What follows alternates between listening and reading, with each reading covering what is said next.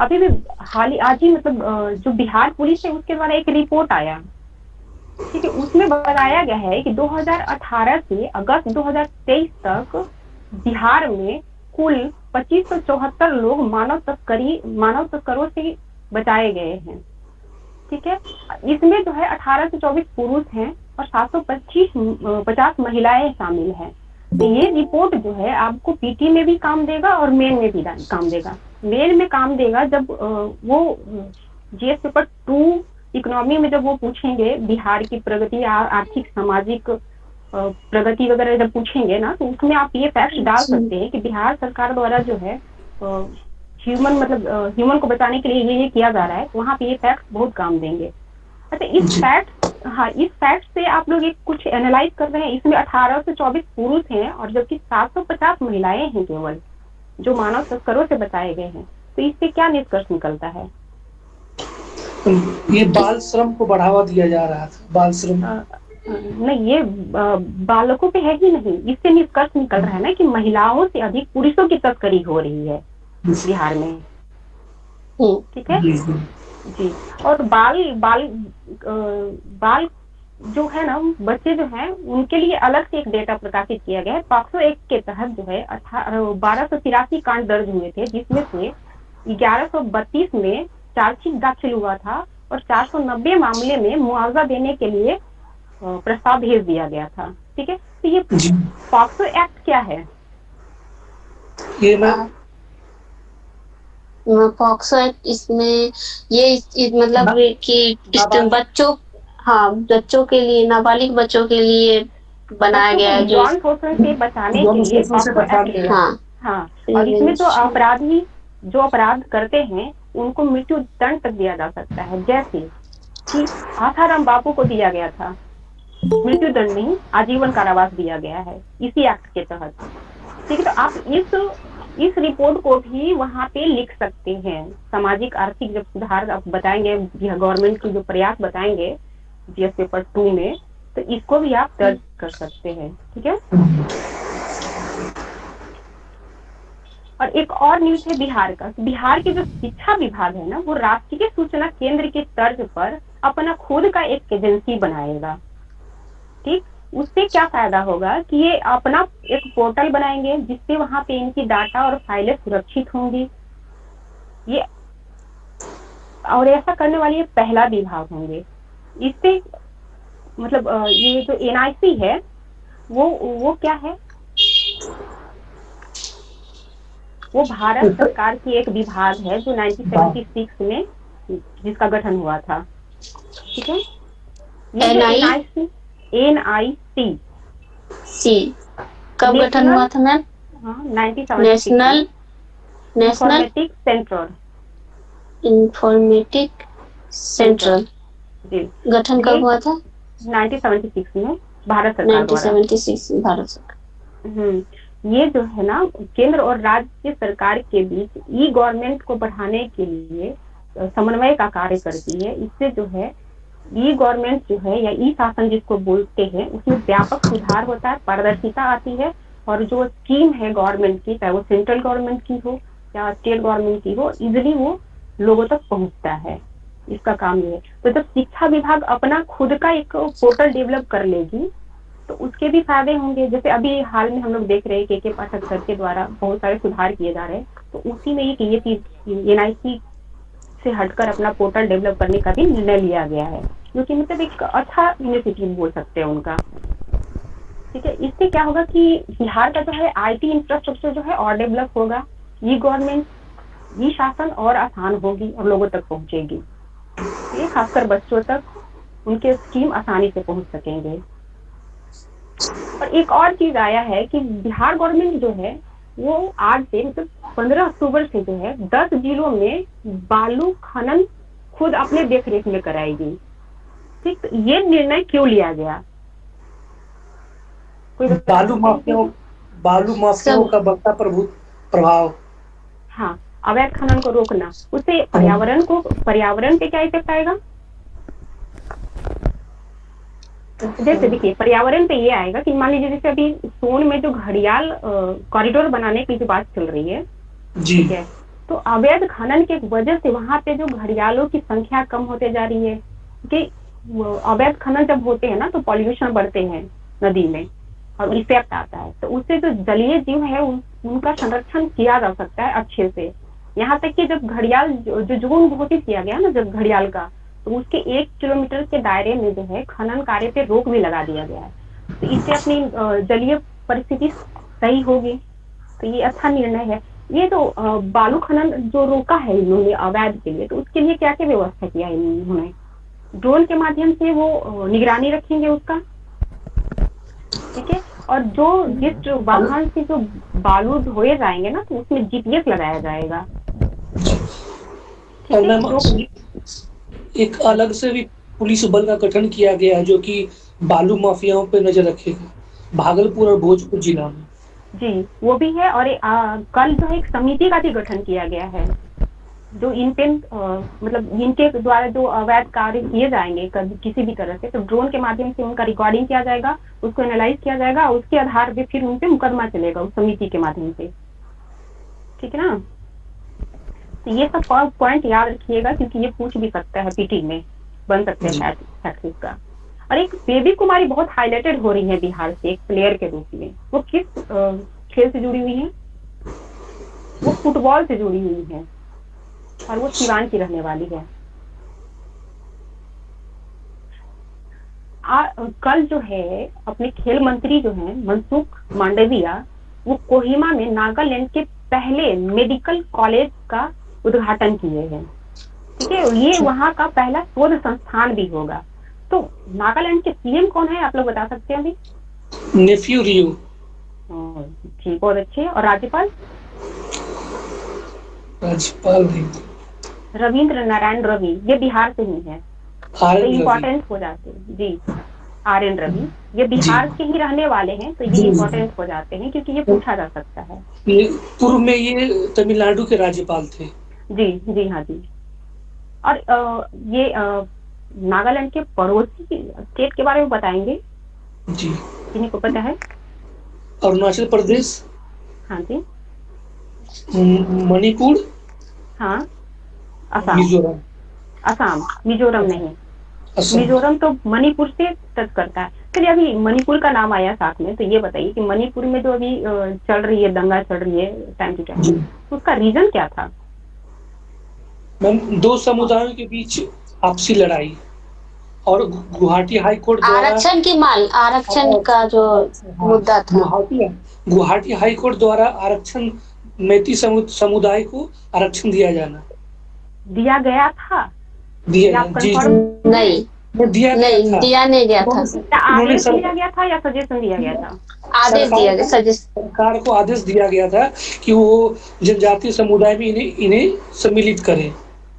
इसी कारण यहाँ पे नहीं, आप लोग अच्छे से पेपर को पढ़िए। आदेश नहीं दिया गया था, सुझाव दिया गया था वहाँ पे, ठीक है। हाँ, सुझाव दिया गया था कि मैतेई समुदाय जो वहाँ की बहुसंख्यक है समुदाय, उनको एसटी आरक्षण दिया जाए, ठीक है। इसी को लेकर और जो वहाँ पे अदर समुदाय जो हैं जो एसटी वर्ग में आते हैं, उन्होंने दंगा कर दिया।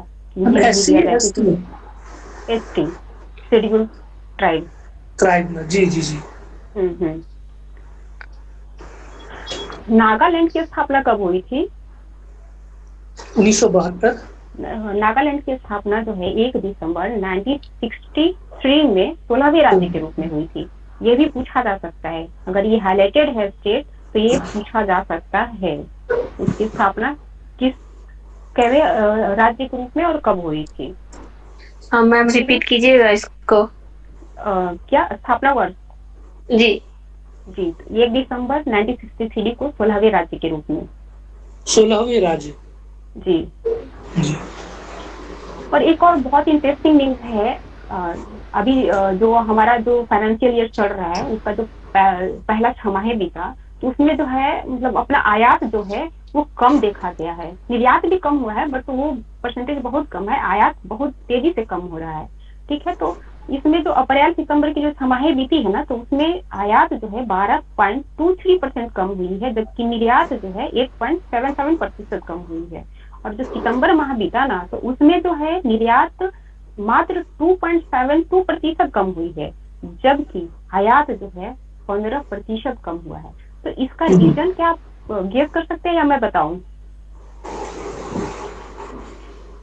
नहीं कर सकते, ठीक है, चलिए ठीक है। इसका कारण है, जैसे सामान्यतः माना जाता है कि आयात में कभी कमी तभी होगी जब घरेलू डिमांड कम होगा, लेकिन अभी जो आयात में कमी हुई है इसका घरेलू डिमांड से कम होने से कोई रिलेशन नहीं है। इसका एकमात्र रिलेशन है पीएलआई योजना।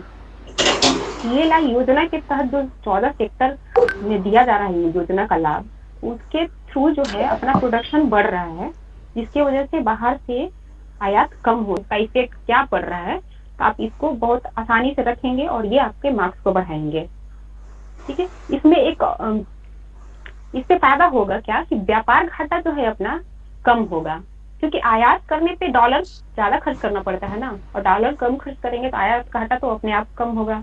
जी। तो यहाँ पे आप एक उदाहरण दे सकते हैं, जब आप ये पॉइंट देंगे कि व्यापार घाटा कम होगा तो उसका उदाहरण आप दे सकते हैं। 2022-23 की पहली छमाही में चीन से जो है भारत 52.4 अरब डॉलर का आयात किया था, ठीक है। जो करंट वित्तीय वर्ष है 23-24, इसके पहली छमाही में कम होकर 50.47 अरब डॉलर हो गया। तो ये एक अच्छा उदाहरण होगा यहाँ पे कोट करने के लिए, जब आप यहाँ पे शो करेंगे कि व्यापार घाटा कम हो रहा है तो, ठीक है। पीएलआई स्कीम के बारे में कोई जानते हैं, क्या है ये? इसका प्रोडक्टिव लिंक्ड स्कीम है, जो कि अच्छा, इसका फुल फॉर्म बताइए पहले, आप कोई बताइए। कि प्रोडक्शन लिंक इंसेंटिव स्कीम। जी हाँ। जी। ये इसकी शुरुआत कब हुई थी? ये इसके 2021 में। हाँ, 2021 में। जी। 2021 में 14 सेक्टर में उत्पादन को बढ़ाने के लिए ये जो है सेंट्रल गवर्नमेंट के द्वारा 1.97 लाख करोड़ रुपए के साथ ये स्कीम शुरू की गई थी, ठीक ना। जी। इसका उद्देश्य था चीन और अन्य देशों पर भारत की जो निर्भरता है आयात करने का, उसको कम करना, ठीक। साथ में श्रम प्रधान क्षेत्र, मतलब यहाँ पे जो है जिसमें बहुत तो अत्यधिक मात्रा में जो लोग काम करते हैं, उसको समर्थन करना ताकि रोजगार बढ़ सके। जी। और साथ में विदेशी कंपनियों को यहाँ पे इकाई स्थापित करने के लिए मतलब ये प्रोत्साहित करती है, ठीक है, जिससे विदेशी निवेश बढ़ेंगे और अपना इकोनॉमी अच्छा ग्रोथ करेगा। और साथ में जो इंडियन कंपनियां हैं उनको भी ये मतलब प्रोत्साहित करती हैं कि वो नए नए अपना इकाई स्थापित करें और उसका डेवलपमेंट करें और प्रोडक्शन को बढ़ाए, ताकि आयात पे निर्भरता जो है भारत का कम हो धीरे धीरे। और उसका इफेक्ट आप देख ही रहे हैं कि आयात अब कम हो रहा है। ये आपको जीएस पेपर 2 के इकोनॉमी में ये फायदा देगा आपको, इस डेटा को आप याद रखेंगे, ठीक है। एक और न्यूज था आज, अंतर्राष्ट्रीय न्यूज था कि न्यूजीलैंड के नया प्रधानमंत्री बनाए गए हैं। उनका नाम कोई बता सकते हैं क्या? सर, मैम क्रिस्टोफर लक्सन था। जी हाँ, शुक्रिया आपका। और एक था कि भारत और श्रीलंका के बीच 40 साल के बाद फिर से जो है नौका सेवा शुरू किया जा रहा है। ये जो इतना गैप हुआ वो श्रीलंका में जो गृह युद्ध हो रहा था ना, जिसके कारण ये रोक दिया गया था। तो ये तमिलनाडु से श्रीलंका के उत्तरी जाफना का एक जो क्षेत्र है कांकेत सुराई, वहां तक जाएगी ये, ठीक। और ये जो नौका है, जो पहला नौका चला 50 आदमी को लेकर गया, उसका नाम है केरिया पानी। तो इसको भी याद रखिएगा, और कितने लोग उसमें यात्रा किए वो भी याद रखिएगा। क्या नाम है मैम? केरिया पानी नौका का जो नाम है, पहला नौका केरिया पानी। हाँ, इससे जो है इसका मतलब ये शुरू किया गया, उसका उद्देश्य है दोनों देश के मध्य जो प्राचीन समुद्री संपर्क था उसको पुनर्जीवित करना, ठीक है, और दोनों देशों के बीच द्विपक्षीय संबंध को मजबूत करना, ठीक। और एक और आज का न्यूज बहुत अच्छा है कि जैसे ही अपना चंद्रयान 3 लॉन्च हुआ और वो सक्सेस हुआ, तो उसका लाभ अपने अंतरिक्ष उद्योग को मिल रहा है। एक अनुमान के अनुसार 2033 तक इसका आकार जो है 11 अरब डॉलर तक पहुंच जाएगा, ठीक है। और ये जो रिपोर्ट है नेपकॉम और इंडियन स्पेस एसोसिएशन द्वारा जारी किया गया है। इससे क्या होगा कि अपना जैसे ही अंतरिक्ष उद्योग बढ़ेगा, इकोनॉमी मजबूत होगी, रोजगार बड़े पैमाने पे आएंगे। ठीक है।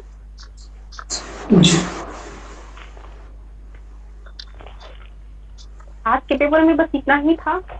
आप लोग इसको अच्छे से पेपर को पढ़िए, क्योंकि आप डेली पढ़ेंगे तभी इसको कोड कर पाएंगे पीटी में भी और मेन में भी, क्योंकि बिना पेपर पढ़े आप नहीं कर पाएंगे। क्योंकि आपको ये कहीं बुक में नहीं मिलेगा। जो ये रिपोर्ट आ रहे हैं ना, जैसे अभी ये आया ना आयात वाला रिपोर्ट, ये इतना डिटेल से कहीं नहीं मिलेंगे।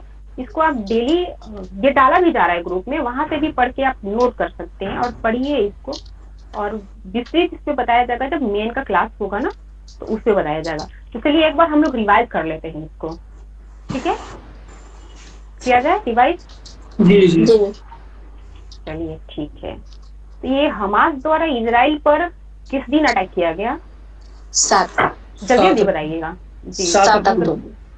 हाँ, उसका नाम जो ऑपरेशन जो हमला किया गया, Al-Aqsa flood. Al-Aqsa flood.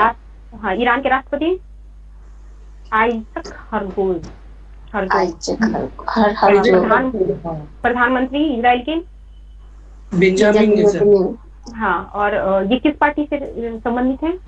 Likud. हाँ, और इजराइल की जो संसद है उसका नाम बताइए। नेसेट। हाँ, नेसेट। अच्छा, हाँ, संसद। और इजराइल के जो पड़ोसी देश हैं वो उत्तर में कौन है? लेबनान। उत्तर में लेबनान। हाँ, और दक्षिण पश्चिम में मिस्र। और पूर्व में जॉर्डन। सीरिया और जॉर्डन, दोनों सीरिया जॉर्डन। हाँ। और एक चीज और मैंने बताया था कि मिस्र की जो भाग एशिया में पड़ती है उसको क्या बोलते हैं? Sinai Peninsula. सिनाई। हाँ, ठीक है। और ये बिहार पुलिस द्वारा एक रिपोर्ट जारी हुआ था, ठीक है, तो उसमें कितने लोगों को मानव तस्कर से मुक्त कराया गया था? 1835 नहीं, 1824 नहीं, 2574। 1824 पुरुष था और बाकी 750 महिलाएं। हाँ, ठीक है। और ये बिहार का कौन सा विभाग है जो एनआईसी को छोड़कर अपना पोर्टल बनाएगा? अपना शिक्षा विभाग। हाँ। और ये कितने जिलों में अवैध मतलब बालू खनन का कार्य बिहार गवर्नमेंट की देखरेख में शुरू किया गया? 10 जिले। 10 जिले। हाँ, बेबी कुमारी का संबंध, बिहार की बेबी कुमारी का संबंध किससे है? फुटबॉलर है। हाँ। और नागालैंड में जो नागालैंड का जो पहला medical science and research institute जो उद्घाटन किया गया कल, वो किन्होंने किया? मनसुख मांडविया। कौन है ये? स्वास्थ्य मंत्री, केंद्रीय स्वास्थ्य मंत्री। नागालैंड की स्थापना कब हुई थी? 1963 को 16वें राज्य के रूप। हाँ। और अप्रैल सितंबर में आयात में कितने प्रतिशत की कमी हुई पिछले वर्ष की तुलना में? 12.23%। 12. हाँ। और निर्यात में 8.77%। 8.7%।